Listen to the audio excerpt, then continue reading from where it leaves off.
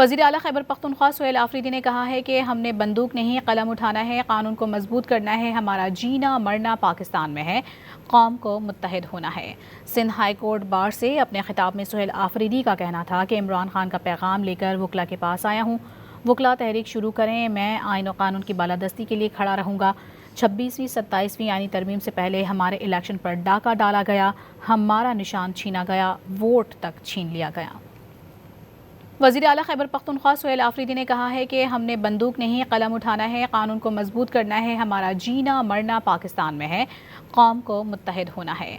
Sindh high court bar سے اپنے خطاب میں سہیل آفریدی کا کہنا تھا کہ عمران خان کا پیغام لے کر وکلا کے پاس آیا ہوں، وکلا تحریک شروع کریں، میں آئین و قانون کی بالادستی کے لیے کھڑا رہوں گا۔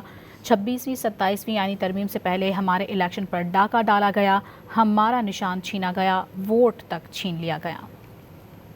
وزیر اعلیٰ خیبر پختونخوا سہیل آفریدی نے کہا ہے کہ ہم نے بندوق نہیں قلم اٹھانا ہے، قانون کو مضبوط کرنا ہے، ہمارا جینا مرنا پاکستان میں ہے، قوم کو متحد ہونا ہے۔ سندھ ہائی کورٹ بار سے اپنے خطاب میں سہیل آفریدی کا کہنا تھا کہ عمران خان کا پیغام لے کر وکلا کے پاس آیا ہوں، وکلا تحریک شروع کریں، میں آئین و قانون کی بالادستی کے لیے کھڑا رہوں گا۔